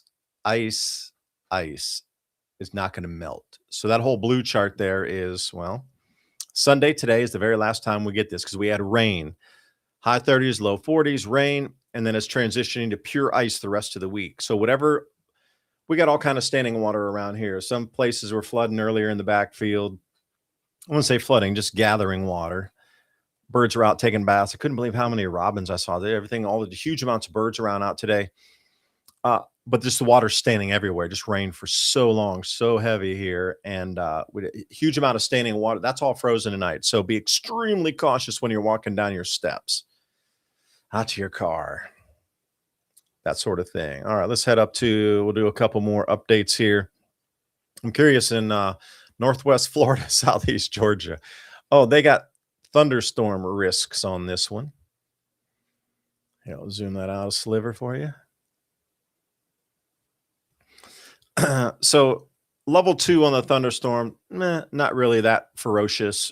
Level 4 or level 5 tornadic activity. Although I did see some tornado warnings earlier. I was watching Ryan Hall, y'all, and Max Velocity both earlier, and they had tornado warnings out for today as well. Central Georgia. All right. So, for example, today they're calling this sort of a cold advisory. It's only going to be 75 for the high temperatures. Yeah. Okay. That kind of puts it in perspective for you. You know, chance of precipitation and the temperatures that are supposed to be in there. I guess it was going to get into the 50s somewhere, 40s. Here we go. That's precipitation. Here's your temperature chart. Yeah. High temperatures. So then the temperature drops the day after tomorrow. So same thing. They were getting a lot of rain as this was pulling east, but after that, that cold goes all the way down into Florida. So that's why they're putting the advisories out. You know, look at this. Cold advisory 52 Fahrenheit. Like I would take that right now because it's going to freeze tonight. I'd be super happy with a 52 Fahrenheit. That's a cold advisory in Florida. 65. Whoa, so cold. You know, I guess it's all in perspective. If you're not used to 45 or 50 or 60-degree temperatures, then I guess it would be bone chilling cold for you, but maybe not. So the climate weather history here, this is in Jacksonville. Jayville. Let's see what we got. St. Simon's Island down there. Okay, that's in Georgia, St. Simon's. Florida, Jacksonville, Gainesville. Record low. Okay, that's what I was looking for here. So if you look at the third column over to the right, it is record low 15 Fahrenheit, 22, 20, and 21. They're not anywhere remotely close to that. They're going to be in the 40s to say 50s. So they're not in any danger at all of coming in with any kind of warnings. All right, I'd like to see on the panhandle here. What's that yellow? What do we got going on here? Oh, again, tornado watches risk because they did have tornadoes north into central Georgia a bit earlier today. They're going to get some nasty wind gusts here, 50 to 70 mile an hour. And it's kind of flat down there. Sideline winds, you know. Tornado watch area, current radar, hazardous wind chills. Okay, here we go. And as we saw in New Orleans as well, the wind chills were going to be significantly cooler than most people are used to. Although these wind chills are not going to be 10 to 12 degrees. They're going to be more 17 to 25 degrees, which is nice. Lows are only going to be in the 20 to 26 to freezing, 32. But over in Louisiana, it was significantly less than that. It was down into the teens in some areas. All the way down to like Baton Rouge and New Orleans was going to get down in the 20s, like low 20s, borderline 20, 22 degrees Fahrenheit. They're not used to that. This is still cold. Imagine, you know, going down on holiday, this time when people might go down on holiday to Florida, you know, chilling out in the Panhandle, Destin, whatever you're out down there, Apalachicola, checking all the jets flying back and forth, Panama City, and you're like, yeah, we're going on break. Yeah, it's going to be nice and warm. Get out of the cold. And then this comes and follows you down there. Again, these homes aren't really, if it's an extended cold period, they're not that insulated for these types of things. Just saying, they hard freeze Monday night. So then all these areas here, yeah, bring your plants and pets in, 17 Fahrenheit, all the way down to the beaches there. Will they get a little glaze of ice? Perhaps. Now, I do want to tell you one thing. If you go further south on the map here, let me come back. Where did I find that current radar? Yeah, can we zoom? No, they don't let you zoom it. But if you go down into central Florida and southern Florida, the Seminole First Peoples, they talked about the Everglades having a glaze of ice in the 1600s. Now, this after DeSoto came and all these things. So they'd already had contact. But so some of the records and stories and accounts or reaccounts of that area. So there was a term they gave this called the Great White Rain. Now, this occurred for about 10 years in a row in the 1650s. We got to wind the clock back here. Thin glaze of ice on the Everglades every single year for 10 years. And when it did snow in Central Florida, further a little bit south, maybe not Miami, but in Central Florida area, they termed it the Great White Rain because they had not seen that before. Because go into perspective, if you're looking at 400-year cycles, then the last time you would be year 1200 or something, 1250 AD. Now, would those stories have been passed down for 400 years? Probably not, because they would have been forgotten. No, it snowed for 10 years. Would you keep that in your lore and legend and pass it down for 400 years? Maybe, maybe not. But it did survive the accounts from this previous 400-year period. It's called the Great White Rain. And I always reference that because it indicated that a solar grand minima was in play, and further, Central Florida will get far, far cooler during a grand solar minimum, or a solar grand minima, however you like to term that. So let's get, oh, I'm going to close out a few of these windows. I feel I might be struggling on the live stream here. Let me get those, close them up. All right, so back to the warnings here. Let me see where we're at. Wanted to try to cover all the warnings. Obviously, anything offshore, if you're boating, you want to take care of that. Ooh, let's get a little further up here into, let's say, Vermont or somewhere northeast. I know those blues are going to be a little bit different. Okay, this one, Burlington. I did not see these earlier warnings when I was looking at this earlier today. So these are new warnings coming out. If you're up in the northeast, you know, New England area, this is your snowfall totals here. Anywhere in red is above 15 inches, let's say. 18 inches, 24 inches, 30 inches. I don't know exactly if it's going to get that deep, but the storm totals, as the second paragraph down there, totals are ranging from 7 to 22 degree or inches, fluffy snow. Luckily, because down here, you know, in East Tennessee, we always get that heavy those heavy flakes that come down, just really heavy snow. Although a few years back, it was kind of fluffy for a part of an afternoon, but otherwise it started to get into that like heavier type. Powder on the mountain, not a chance. Any of you go skiing in like snowshoe or something, it's all icy. It's always icy in West Virginia. It's not powdery like in like some of the California resorts, Colorado, etc. Just not like that. So, you know, we were always jealous of watching the guys ski out there going, damn, they got powder up to their knees, and we're skidding on ice, sliding on our butts down the slope, you know, because all ice, like pure ice. Some days you couldn't even ski because it would just be like sheet of ice down there. Like, oh, you can't. Ridiculous. Anyway, it was fun. Let's see, what do we got here? Extended range NOAA warning here. So the Mount Ascutney NOAA weather radio will be down for an extended period of time due to a known issue. Okay, please tell us the known issue. You already know what it is. Why are you hiding that information? Was it a theft? Was it ice? Tell me, was it a landslide that took it out? I mean, you already know a period of time due to a known issue. Was it mechanical failure? Do you think you could give us a little more? Because I'm one of those guys who do want to know. I want to know why your radio transmitter's out. The following NOAA weather radio transmitters may be able to provide service during the outage. So they're gonna make you switch over to 162.45 or 425, or off of New Hampshire 162.525 megahertz for those of you operating radios. You could probably get on the mesh core net as well. I don't know how far up their network is going for mesh core instead of using ham. In mesh core, you don't need a license because the broadcasting frequency, the megahertz, is in a different range. So you're not going to need a license to be able to broadcast on mesh core. Check it out, MESHCORE. And why won't you tell us why your repeaters are down? That's my question. All right, let's get up here and some of these purple areas. What are we, northeast Maine up here? Caribou Off's putting this one out. This is one of the slides I did feature in the video earlier today. If you want to go take a look at a little bit more slow pace, where I'd explained a few of the charts in terms of just snowfall. So moving into heavy snow, this validates and just kind of corroborates, backs up the other. chart that you saw up in Vermont. This one's in Maine, so they're next to each other. You're going to get same type of snow totals, 8 to 12 inches, 8 to 24 inches, something like that. And what else do we have for warnings? We don't. That's it. Caribou man. But again, they're used to snow. It's wintertime. It's not like a wow factor thing here. And let me see if I can get down into Chicago, because I know they had some crazy like ice warnings out. See if I can find this one for you. I'd never seen this kind of warning before. It was a ice blockage in the rivers warning, but it's not there anymore.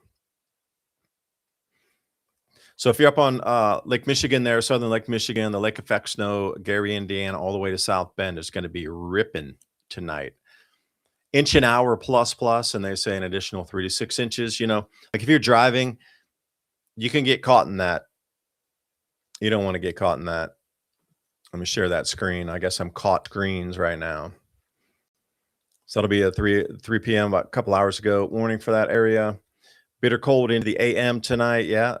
20 to 25 Fahrenheit below zero. This is wind chill though, not ground temperature. 15 to 20 on that. So get bundled up if you're going out. That'll rip through your clothes. I really didn't like that biting wind when I get in these temperatures. Something I'm not a fan of. But again, all these incredible cold temperatures. And what's the 4-day outlook here? Coming up. So if you're anywhere up in that location area coming out of Chicago and their weather bureau, wind chills below zero, sub-zero temperatures. The Monday highs, actually 5 to 10 Fahrenheit. So these are ground temperatures for you. Get a chance to look in that. All right. So let's, I'm going to leave the model run here. Let's look into some comments right now while we're having this. What's this? Maybe aluminum main lines suck. Yes. Just get a Mr. Heater. All right. I don't know that one. Just get a Mr. Heater, Big Buddy propane heater, no electricity required. Safe to operate. These units, the 12, is that a foot? A quick attach hose? 20-pound propane. Those are the ones you just see everywhere that you can go in and replace it. I remember getting, when I first bought those things, they were like $35. Now they're like $65 to replace your cylinder. I tried to return a cylinder. I was like, hey, I used it. I need to downsize. I want to get my money back for the cylinder. And they're like, we don't do that. You can't just turn the tank back in and get like your deposit back for it. You got to replace it. So once you buy it, you're stuck with the tank. Used to work for a company that supplied Duke with coal. Drove a Joy shuttle car. Okay. This is a goodie. So coming back to that Mr. Buddy comment, my Mr. Buddy lasted 2 to 3 days on low setting with a 20-pound cylinder. Really? That's interesting, because I find in my generator, I got a Honda 2200i dual fuel. When I would, that'll rip through an entire tank in like 18 hours. But if you put it on eco mode, you could get 8 hours for 3/4 of a gallon of gas. But again, when you're trying to run fridges and run, Starlink and all these other things, you're blowing through the fuel pretty quick. And that's why we keep extra fuel. And I know, we got a lot of lawn equipment too. Like we got 4-wheeler bush hog attachment that has its own independent Briggs and Stratton on it that runs the blades. Pull behind, we got zero turn, that sort of thing. We got all the weed eaters, all the mowers, everything to keep the farm up and running. So we go through fuel. So I'm always trying to recycle it through. So in instances like this, I have relatively fresh fuel inside there, because we're always trying to burn it through the engines of all these other things. We'll fill them up, run it through. So it's the same thing with food preps. It's the same thing with fuel preps, except obviously for propane, because that you can put the tank back in there, come back 4, 5, 10 years later, and it's still good. It's a gas. But if you have anything with ethanol in it, forget it. So I always try to keep 1 to 2 5-gallon tanks of 100%. That way it'll last longer. Fuel preps and rotating with your storage is super just as important as rotating your water if you're keeping it in bottles, or rotating your food so you don't get super expired food. Personal story, we were cleaning out the garage and I found a small stack. It was a 5-gallon bucket of things that were like a to-go bucket where you could just grab it and run. It wasn't like long-term storage. It was sort of a in-between, got to get it and run. Stuff was from 2021. Again, I would not be eating that. There was fish, tins of fish, this sort of thing. Not advised to eat fish that's over and expired out of date, but you know, the salt was still good. I ended up using the salt because salt never goes bad. It comes from the earth that's millions of years old and it's in a mason jar. So you can reuse salt, that sort of stuff. What else was in there? Baking soda, that sort of thing. Black silk Folgers, loving it, man. We got it, the Folgers. I'm on the coconut milk tea. Coconut oil, loving it. That was from an earlier conversation. Please allow me to have a quick throat refresher here with the oil.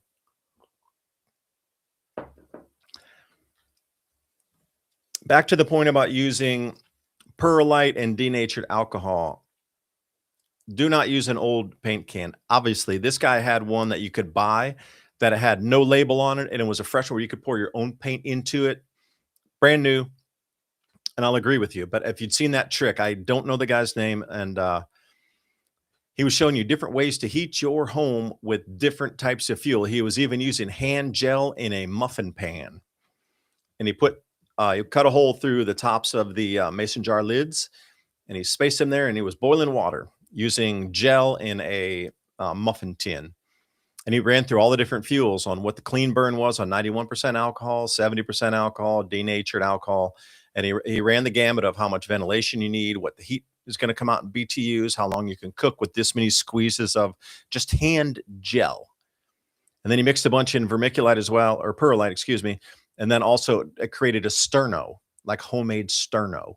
So he ran through all these different fixes, and it was perlite. I don't know about using vermiculite, but it was perlite that he specifically was using. Well, my sister chickened out. She went to the Bahamas. Well, wouldn't it be strange if a winter storm went to the Bahamas? Southwest Indiana, 18 inches plus of snow, gradually trying to clear a path out for the house. Yeah, I know. I had used a snowblower when I was up in that area as well. Just chilly, and it's just windy, and you're like, now that I've seen some robotic snowblowers that are out there on their own. Ratio for perlite and denatured alcohol. He filled this paint can full, pretty much of perlite just below the rim, and then he poured an entire container of that. And it burned for, I forget how many hours it was that it burned, but he was still in there doing his talk, and then he turned off the lights and came back and explained all these other things. And he put a screen around it so you wouldn't burn yourself. But then on top, because the heat was rising, you could cook on it too and get heat and light. That was the whole thing. It's like, you don't have to, you can create heat and light without any electricity. Just if you have these simple things. Every house probably has squeezy juice for the hand sanitizer. You can make your own sternos from that. Most people have some rubbing alcohol laying around. Just simple stuff in your house. Depends on what proof alcohol. If you got like 151, you can burn that. I do some distilling, all the 4-shot methanol thing. That's really high proof. Wouldn't drink it. Don't want to put it on my skin or anything, but you can burn it. Let's see. We cleared a path for our dog. And what else happened with the dog there? We cleared a path for our dog and gave up coming down so hard by the wind. Yeah, Lancaster, Pennsylvania. I heard there was already 18 inches of snow and people were skiing in Pittsburgh down the street or something. I haven't seen the videos. Others were talking about it. I could believe them because it's like Ryan Hall was talking about this, and who is Max Velocity is also speaking about that. So those two guys are pretty on the money. Between Nashville and Clarksville, do you still have power there? I am curious.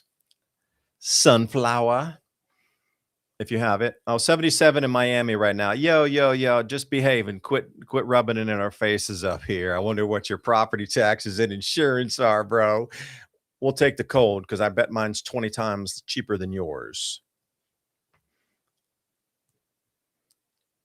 Make chemtrails great again. Would that be an MCGA hat? Or is that YMCA? Make the trails great again. Make stratospheric aerosol geoengineering great again. I guess that's a little bit long for the on the hat. You have to give me the letters for that one there. I was in South Dakota 2 days ago, and it was -8. Joplin, really? Okay. Yeah, that was where all the tornadoes went through that one time. I remember there was a devastating set of tornadoes that went through Joplin, wrecked that place. Cold and sleepy. Where else are we at here? Reports coming in. It was below 0 degrees, sub-zero in Montana. We had a week we didn't get above 20 below, and the low was 40 below. 0, sub-zero, 60 below with the wind chill. That was in Bozeman in 2010. Yeah, some of these, when that polar vortex gets knocked off with a sudden stratospheric warming event, you can absolutely get some of these remarkably cold temperatures because that's directly over the Arctic Circle where it's usually 80 Fahrenheit below, and it'll get knocked off and it warms up as it gets south. But, still going from 80 below zero to 60 below zero, 50. Yeah, let me tell you something about ski goggles. I was out yesterday and it was blowing wind and this group hell started, which is like snowflakes that are round and they're sort of icy, but they're still white. And it was pelting me in the eyes. And I had to get my goggles on and go outside. And you can't drive a four-wheeler in that stuff either. Goggles. Fire risk. I really got them for the fire because the smoke and the ash and like the embers blowing, right? You want to be able to see where you're going. That's the whole thing about it. Filled cans of gasoline in -4 Fahrenheit windy. It was rough. Yeah, I know. And I wonder how many people were, scrambling for petrol as well yesterday. Let's see. Reminds me of the snow. Slim Shady, be safe out there. Cat litter. Yeah, that's a good one too. If you don't have perlite as a secondary, you could use cat litter and put your denatured alcohol in there, or put your hand gel, as I heard it called, squeezy juice, in there and mix it up. And then you get a homemade sterno. Please be careful with fire risk. You better have a fire extinguisher around, but there's many things around your house that you could make to heat. And if you have a muffin tin handy, you're going to destroy it because that heat is going to burn it. But it's better that than something else. And if you put hand sanitizing gel in each of those 6, 8, 12 cups or whatever, light them on fire, you got just a massive heat source there. And that burns blue too. Also, you could put an individual candle, those floating candles. You could put one of those small candles in every single one of those and light all 12. And you got a heat source and a light source contained within, because that wax will be within the aluminum anyway, and then it'll be inside the tin. So you could walk around with 12 of those and they won't blow out either. And you can bring a huge light source and heat source. 12 candles, man, that's a lot of heat. That's a fire risk too. So please be careful. Let me see here. The Inuit here have over 200 words for snow. In Hawaii, they have 100 different varieties of lava as well. The extruding lava, the Peleus hair lava, the lava, which is the spiky one because you step on it and you go, ah. There's all types of lava as well. Like people who know and have been in tune with our Earth for thousands and thousands and thousands of years get the idea that there's variants and varieties within. So, on Hawaii also, hundreds, how many classifications of lava do they have? 200 words for snow. Yeah, what do we got here? Miami's going to be cold. Okay. How are mango trees are going to burn? Well, that's why they get out and they start the fires in the orchards, and our fruit trees are not going to die, hopefully. We don't have mangoes. We only have plums, apples, pears, and peaches. That's it. We've got 140 trees that have survived over the last 5 years. So we're trying to replace continually. We got all the grapevines up and down the fence. We got, 300, about 450 feet of grapevines up our fence. Some of them are small. They might die off underground and then regrow again. But let's see, April Fool's storm. Yeah, and the children's storm too in 1888, I think it was. The storm was so ferocious in the blizzard that people got lost in their own front yards and couldn't make it home. Apparently, it was a certain type of ice pellet that made a shape like a needle, and people were getting blinded and like pierced through their skin, and the temperature dropped so fast that the accounts where people were lost in their front yards and people just died right in front of their house and they couldn't even get home onto their porch. Right, bro? If I am just feet from my porch, something catastrophic has to happen where you can't get to your home. Hope my 13 pecan trees will be okay. They feed a lot of squirrels. Now, pecan trees, they're already in dormancy anyway. It's not like this storm's happening in the middle of July. Like your trees are already pretty dormant anyway, depending on how far south you are. But this is when we do pruning for most of our stuff. Like note to self, through the end of the month here, I need to prune out. I was thinking about getting on my plum trees because they had a bunch of new growth coming off that I wanted to trim back anyway. If the ice had gotten on there, it would have bent it down. But I know my trees aren't going to die. They're already in hibernation for the season here. Yeah, plumbers will be busy. I totally agree.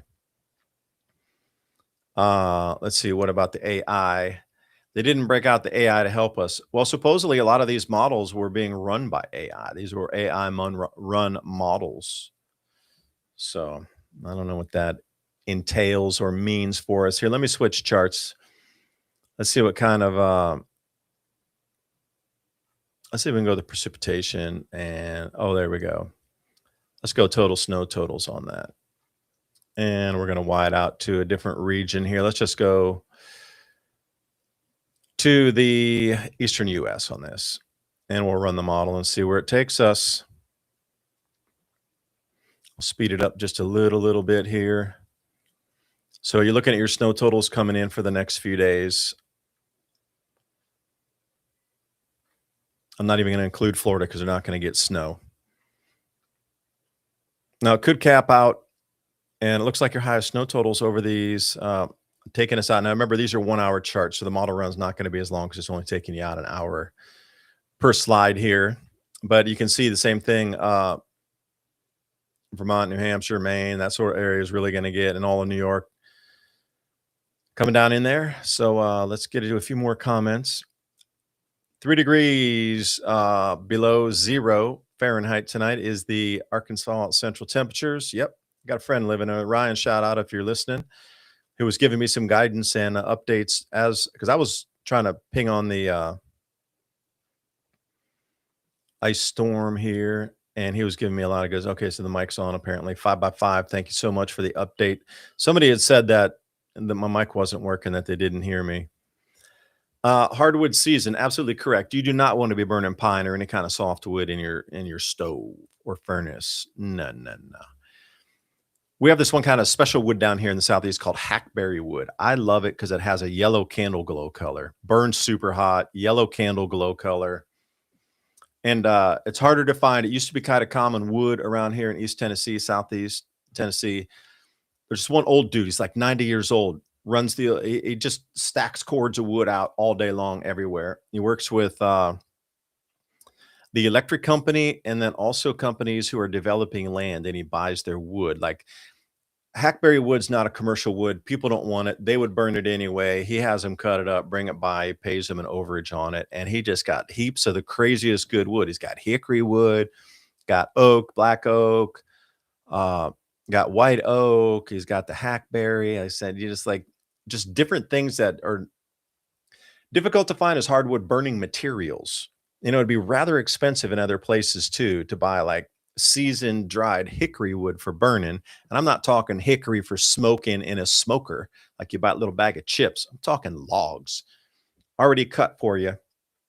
But if you hadn't heard of hackberry wood, see if you can seek it out at your local wood dealer, or the old 80 or 90-year-old dude that cuts it by himself and leaves it on the side of the road on the property. You stop back in, they load up the back of your truck, you give them your money, and then you're on your way. Cash only, silver only. Thanks for your business. That's the way it's still done down here. Oh, you got 275 a cord? Not even close here. It was, I think we got that hackberry wood, although I did buy it a couple years back, and I think it was $120, $120 for that. Yeah, cord dry. And so this is the whole thing. Inflation is starting to wreak havoc everywhere. Food's going up in price. Electrical prices are going up in price. Home insurance up. Insurance is up. Everything is just skyrocketing through the roof in a hyperinflationary sense.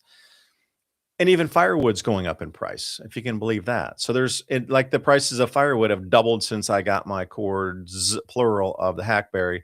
But keep in mind, we got wood dropping in our forest all the time. I go out with my small chainsaw and I'll cut up a bunch of logs myself, We got a heap of white oak that dropped this last year. The guys, Mennonite guys, come over, Amish guys, and use handsaw, and they got enough to build a barn out of the stuff that fell down. They left the remnants for me. They pulled it out of the forest with their horse, and I've been able to cut it up in my field. So I got at least a couple cords of just white oak of fallen trees of the, you get a nice size, or you can cut it and have whatever, listen bigger like this. But apparently they were telling me the trees were about 130 years old. And for them, it was really, really valuable because the density of the wood, like this is it. When they put their barn together, they put it together and they want wet wood because when it dries and cures, it locks. The fibers lock together, and they're using like wood pins with these they drill through and they use wood pins to pound it in, and then everything locks in place because they want it wet when they build it. He's like, man, this barn's going to last us 200 years. I was like, awesome. I'm glad it didn't just rot on the forest floor, that somebody could use it. So, dare I say grand solar minimum extremes? Yes. Thanks so much for staying and keeping the flow. All right. So here's something about ancient Egypt. Caught my eye. What do we got here? Ancient priests account via Herodotus, who also talked about the Eye of Africa, and what would that be? Atlantis. Just saying. Who covers that a lot? David Stig Hansen. He's been out to the Eye of Africa. A friend of mine, known him for years, more like almost decade and a half now. He talks about Herodotus a lot in his research when he's looking at the Pillars of Hercules and these sort of things in Morocco and that sort of thing. Ancient Egypt lore recorded that Herodotus, the sun rose in the west and set in the east twice, indicating a reversal of Earth's rotation or axis shift.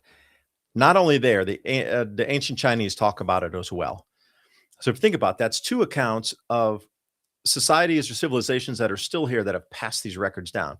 So Egyptian priests talking about it, but also in China, they talked about it. That's a little bit of validation. I definitely would not discount that in any way, shape, or form. See, now how this could happen is if we go into a depleted magnetic field and then it reverses and something like this were to happen. Zero magnetic field state could allow anything to occur. I don't know about geophysical pole shift in terms of like it tipping over, but in terms of rotation, it could reverse itself. Now imagine the slosh back on that. I mean, sheesh, we could have a whole 2-hour show on just looking at Google Earth and going to see where we have slosh back and water erosion patterns coming off continents itself, and then subsequently off the continental shelf of water erosion pouring down into an empty ocean. One ocean empties, the other one comes the other direction, and it just pours off the continental shelf, leaving the same watermarks that we see on the Sphinx with water erosion some 20,000 years ago, Dr. Schock's work. Well, let me see what we got here.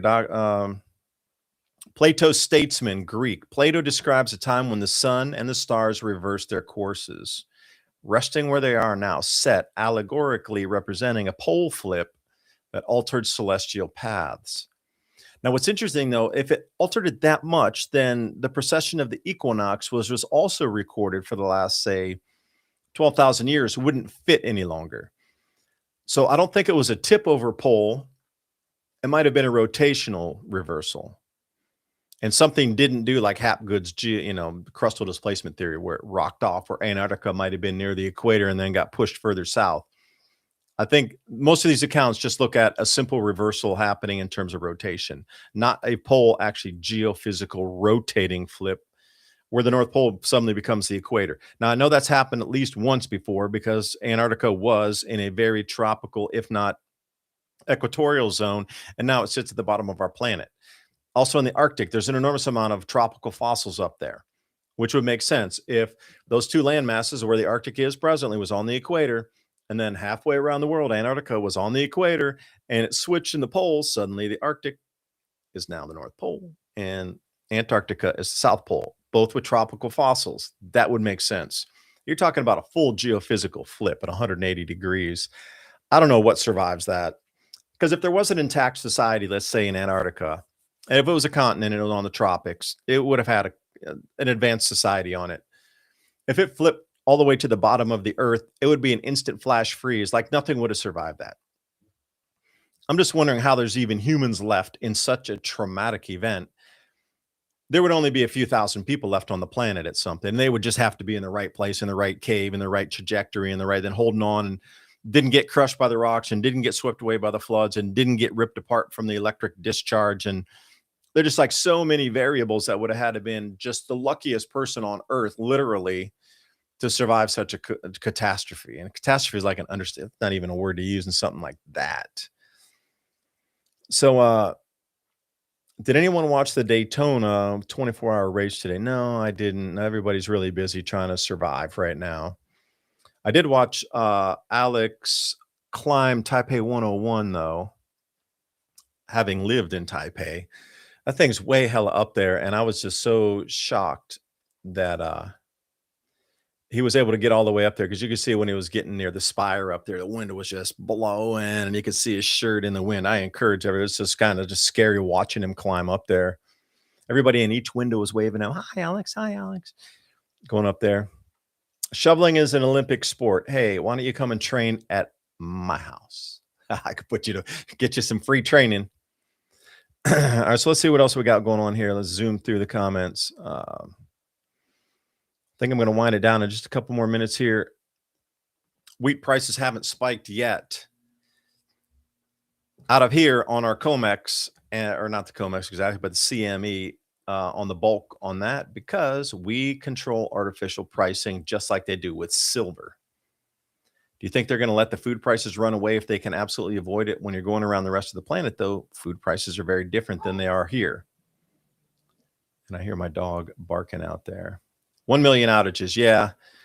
Let's check back here. Thank you, everybody, for joining me tonight. I have not been on YouTube. I'm streaming off of Restream here, checking out the different things. So thank you for the super chats as well. Thank you so much. Appreciate that. Let me jump up one more time over onto the electric chart here, and we'll see what it is turning into. Wait, we're on YouTube. Let's turn it back. Here we go. Have the electrical outages increased? I'm not sure. I need to refresh the page. Loading map data. Oh, yes. Electrical reconnection has occurred, because remember, Tennessee was over 10% when we started the broadcast. Now it's down to 8%. But I'm going to say these areas around in Davidson County, they're still at 87%. Like, even that's been, a fair minute, and it's dropped from 88% down. It's dropped maybe 1% in the last 30, 40 minutes. So it's going to take a minute to get back on. But here's the big one. Johnson County is still at 100% out. So I don't know what's happening up there. They have not repaired even one iota of percentage out of that. All eyes are going to be on Davidson County. They need to get Nashville up and running again, at least in terms of power, so people can heat their apartment buildings. And by the utility, I don't see anything for Fort Loudoun down here, Tri-State County, Middle Tennessee. So as we look at the power outage map, and I will come to the draw on the grid as well. So there, I think it's going to probably be your final. Although through Pennsylvania and New York, you're going to get a lot more power outages from the snows that are coming in there. But if I could jump back to the IEA page for just one last look, the TVA, let's see if their grid has jumped from 23,000 megawatt hours up. So it was up 2%, and we'll see if there's any more draw on the grid. No, barely. Still at 23,000 megawatt hours. Somebody asked about Duke Energy earlier. Remember, it was around 21,000. So if it increases on the load, if they get reconnected to the grid after the storms in the mountains, this should increase from 21,000 megawatt hours up. Oh, it's still around 18. 0% from the prior hour, which means nothing's been fixed and there's no new reconnectivity to the grid, because that would increase on an hourly rate for those that are trying to heat their homes. And if we look down here at SoCo, give me the wide view on that. We get the Mississippi areas that were down, the whole border there at Memphis, that area, no data. Why is there no data? See, this is an unusual one for me. Something like this with such a large power provider with no data to show you if there's a grid load increase or not. That's suspect right there. They're having such an outage across Mississippi, parts of Louisiana, into southern Tennessee, and on into Alabama, that something's wrong with their data stream here. See, it's showing a little bit. What do we like at Southeast Power Administration, forecast demand? I don't know. So you can see it's powering up, and suddenly we're gone back to almost to nothing. So I don't know. You tell me why the data's not there. I mean, supposed to have AI, right? Let's kick back on the temperatures one more time here. So if we're going total, let's see if we can get a different preset moisture look at this here. Let's go with the 10 to 1. This is a ratio. Okay, there we go. So this is snow liquid ratio at 10 to 1, which is the average. It could be, sometimes it's high. It just depends on how thick it is, literally. How fluffy or how dense the snow is. That's what it's all about. We're going to stay on the NAM model. But if I move models over, if I went on global or let's go to GFS or something like that, that'll definitely increase. Yeah, there you go. So that NAM model I like the best. So this will give us total snowfall for this area here. And I don't think any more of the warnings have come up in terms of NOAA weather here. Let's share this tab and I'll see if there's any more warnings that have changed.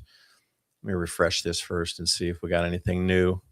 I've been glued to these screens for days, so I can even see like 1 or 2 pixels that have changed in terms of color. Yeah, we got some warnings down here coming off of, say, southern Georgia. Oh, severe thunderstorm risk and the cold snaps. Okay, well, that pretty much remained the same. They didn't do much of that, did they?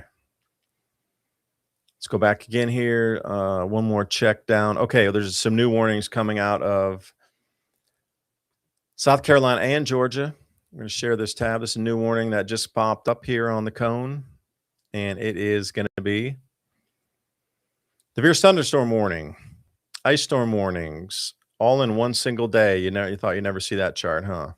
Freeze watches. This is a basket of nastiness right here. How strange is that you would see something like this in South Carolina, of all things. Like, look how many warnings are just wrapped around. This is such a rare view. You just don't see this montage of colors generally sandwiched together like this. Just kind of rare. And if we were to go to, let me see, right down in the corner of Tennessee, I thought they had another one that had come off and been maybe it's going to be this one here. Maybe not. Weather story coming in. No, I saw one that had 4 different colors in on it with the winter storm warnings, and I had never seen a chart like that. I did screen grab it, saved it for the video later today, but I don't have it to show for you here live. But if we go back one more time, let's take a look at the snowfall totals. So those of you in the Northeast, see if I can't find you a region map for this, because down in the Southeast here, we're kind of done with all that. Oh, here you go, Northeast U.S. How convenient. All right, so let's roll the model here. So any of you up around, let's say Virginia going north, this is your forecast out here. And it does look like the green's going to get into a couple feet all around here, all the way through New York. But when you get down into like Delaware, Maryland, etc., it still stays, Washington, D.C., still staying around that 6-inch, 5 to 6 inches. It hasn't deviated at all from that. It's been the same. So here we go. That was an update from the model. So when it does that, it's updating each time. I like the NAM model because it's always consistent, the NAM model. And it updates every hour as it's moving forward. So thank you so much for staying with me. That's all the warnings that I have for you here. Let me see what it says. Website, Mr. Mission CRL, critical. Mr. Mission critical. About 20 gallons of gas for the chainsaw, just in case. And no, I didn't use or maintain my chainsaw, but I have a neighbor who does. Also, you're going to need the bar and chain oil with that. So just having petrol for your chainsaw is not enough. You're going to be running like a 40 to 1, 50 to 1 mix on it. So you're going to need your bar and chain oil in addition to your 2-stroke mix. You need all 3. Your chainsaw, you burn off you're going to burn the chain and the blade on that. If you don't have any oil coming in there, although if it's really, I'm going to say one thing, if it's really, really, really, really cold, you can use Wesson oil. I know the dudes way up in Oregon, Washington use Wesson oil in the winter, but they can do that. We can't get away with that down here. I tried it once, never will do it again. Damaged a little bit of my blade doing that. the bar got, I don't know, it just wasn't lubricated. The viscosity wasn't enough. My bar had some problems after that. You can use Wesson oil in a pinch in an extreme cold situation like that. That would fit. But you got to remember, please remember, you got to have your mixing oil with it too. So 40 to 1, 50 to 1. I don't know exactly what kind of saw you have, but those 2 strokes come in all forms and sizes. So it's a trifecta of readiness with a chainsaw. Keep that in mind. My second, what do we say here? My second latest live stream in my podcast I've developed with Microsoft Copilot, infrastructure backup and testing programs. You got to look at it. Oh, Mr. Mission Control. Yeah, I'm curious what you got. If you're on the weather side there, I'll take a look at that too. Because that's the whole thing about using the AI to try to develop these different streaming devices, platforms, and oops, there goes my screen. I'm back on again. That is my 2-hour notice in the TV box. Let me see if I can get the screen back on here. Why'd that go out? Because